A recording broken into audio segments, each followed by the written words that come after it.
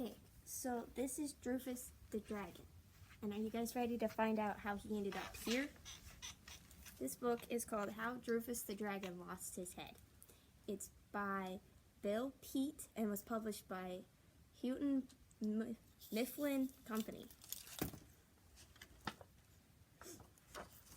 Once upon a time, there lived a family of dragons. They were a horrible bunch of beasts who traveled about from country to country, stirring up trouble wherever they went. One day, on a trip to some faraway land, the dragon family flew into a dense fog, and Droofus, the youngest of the dragons, lost track of the others.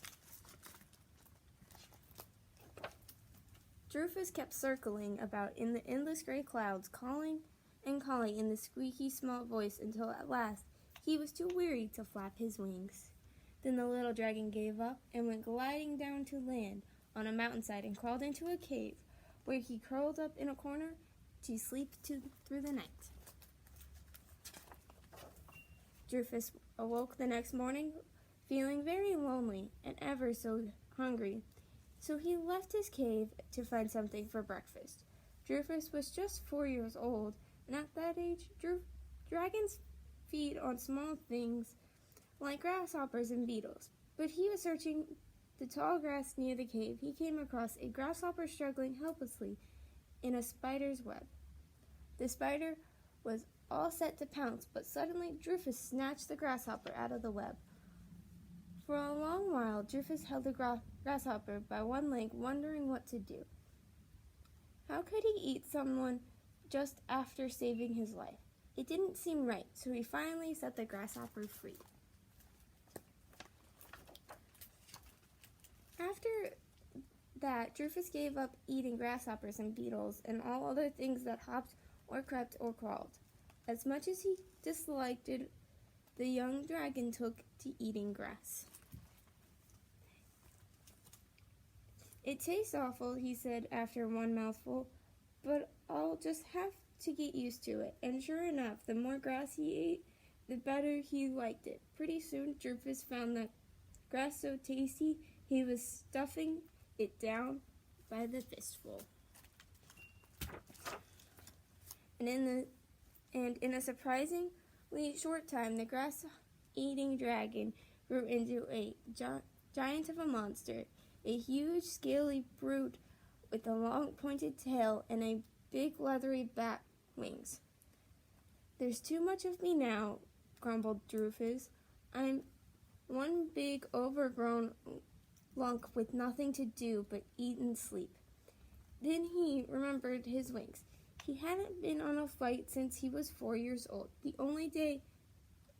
day he was lost in the fog. "Flying might be fun for a change," he said, and spreading his wings he sailed up through the pines, then on out over the countryside.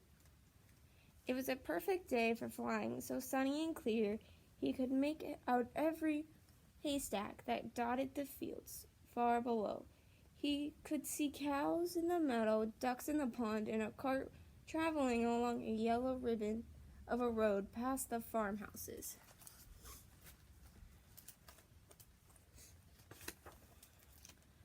Farther on there were more roads and more houses, great clusters of houses with the castle towering above their rooftops.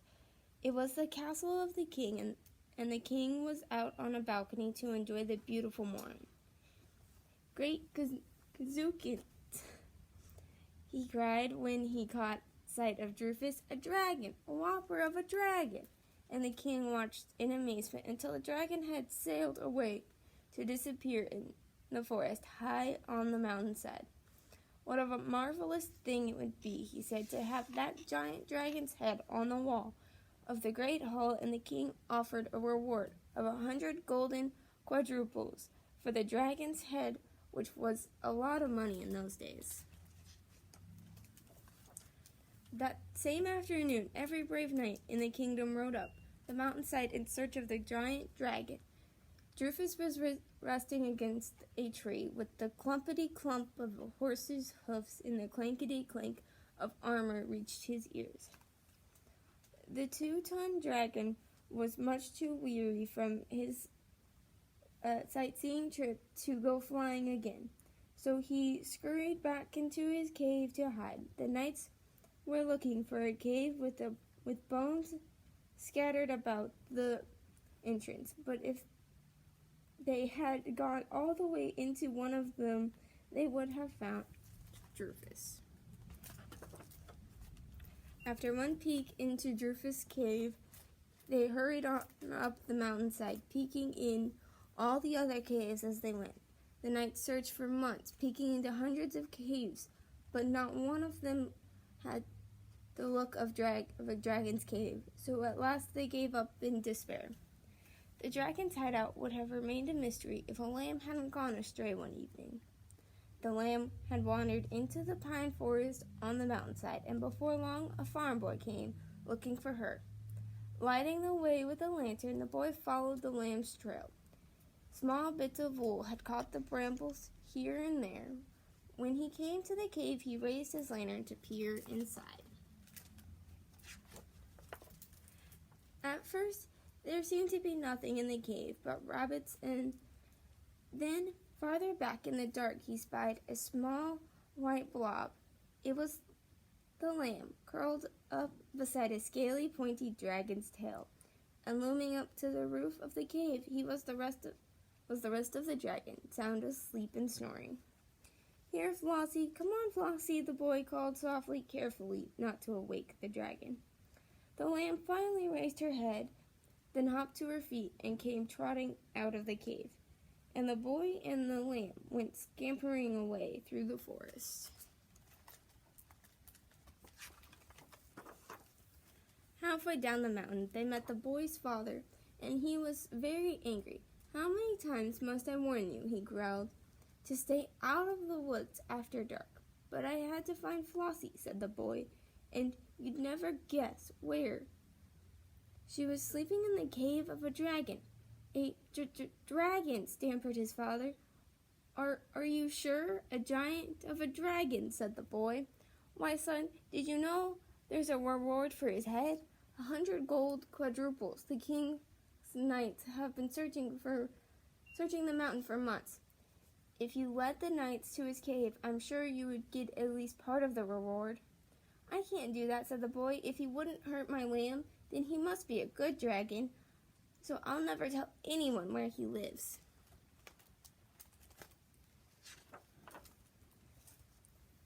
With nothing to worry about and so little to do, life was getting dull for Droofus, so he decided a change of scenery might help.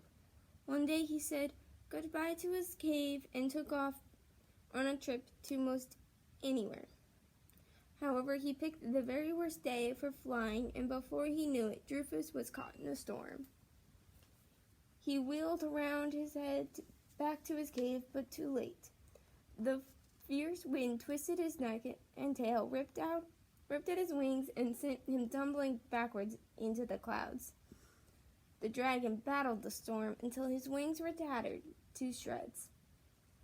Then, helpless as a butterfly, he went whirling down out of the clouds to land with the earth shaking, kerwump, far out in a field. Droofus was so badly battered, he couldn't move. He was one big hurt from the point on his tail to the spikes on his nose, and he lay there sprawled out in the field with the storm, while the storm went tumbling away over the mountains. Then he heard someone shouting, "It's the dragon! The big dragon! I saw him fall!" And pretty soon a small boy came running across the field, followed by a man and a woman. It was the same boy who had found his lamb in the dragon's cave. "It's him, all right," said the boy. After one look at Droofus, "He appears to be dead," said his father. "What a pitiful big thing," said his mother. "But he's not dead," cried the boy. "He just blinked an eye." "I can blink an eye," groaned Droofus. "But that's all. I'm just about done for." "Are you going to tell the king?" the boy asked his father, "and collect the 100 quadruples? You found him, son, so that's for you to decide."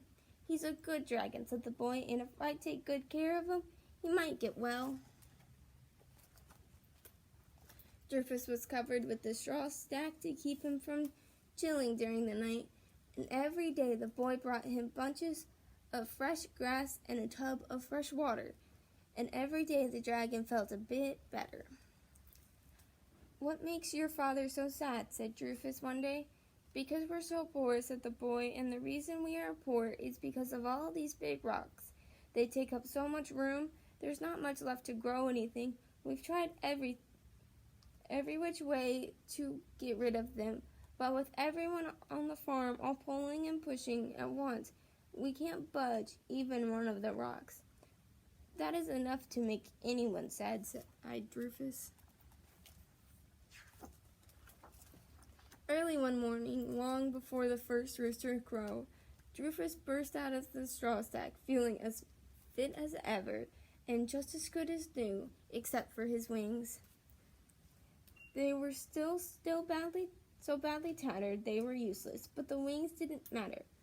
After that awful crash landing, Droofus was through with flying. Besides, he had better things to do.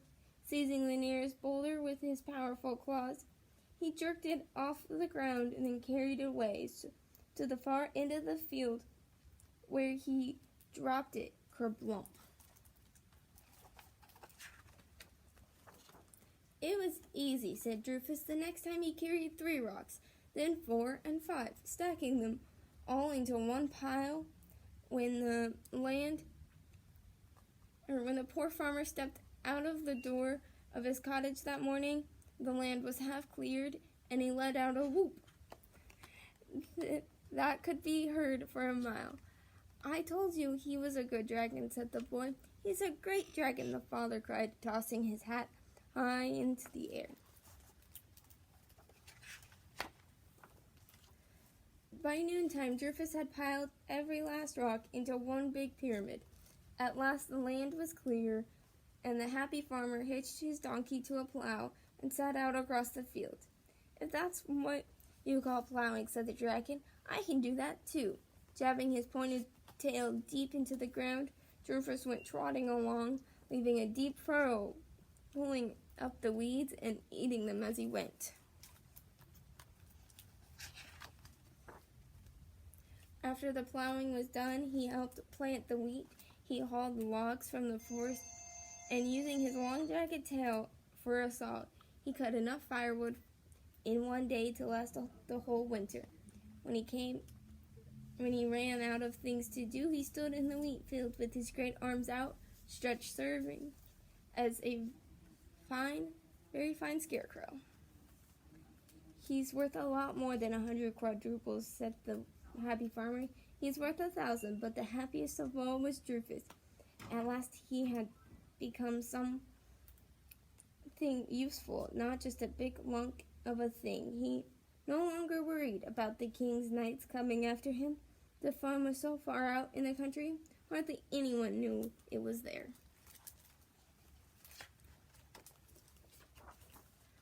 The only one to worry about was an old sheep herder who lived somewhere back in the hills. Once every spring the man drove his ox cart over the bumpy road that ran past the farm on his way to the village to market his wool. The bad-tempered old fellow could be heard shouting with his oxen long before he passed by the farm, so there was plenty of time for Droofus to slip out of sight behind the barn. But one spring day, as the ox cart passed by, Droofus was careless and left his long pointy tail sticking out. The old sheep herder knew very well that such a tail could only belong to a dragon. When he reached the village late in the day, the old fellow went straight to the castle to tell the king.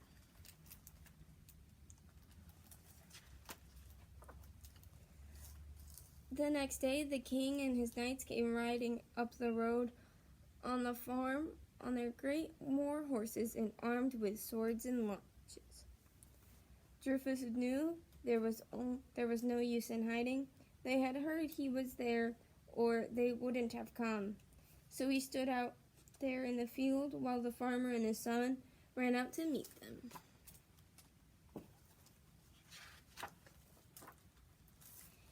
"We've come for the dragon," said the king. And here's your reward of 100 golden quadruples. I don't want the reward, said the farmer. The dragon's not for sale. I must have his head, said the king, so please stand aside. But he's a good dragon, said the boy. He's as tame as a kitten. He even sleeps in my bed every night. Look here, boy, growled the king. I've got no time for tomfoolery. I didn't mean all of him, said the boy. Only his head sleeps in my bed. He sticks his neck through the window, and the rest of him stays outside. Well now, son, there's a bit more like it, said the king. In fact, that gives me an idea, a grand idea.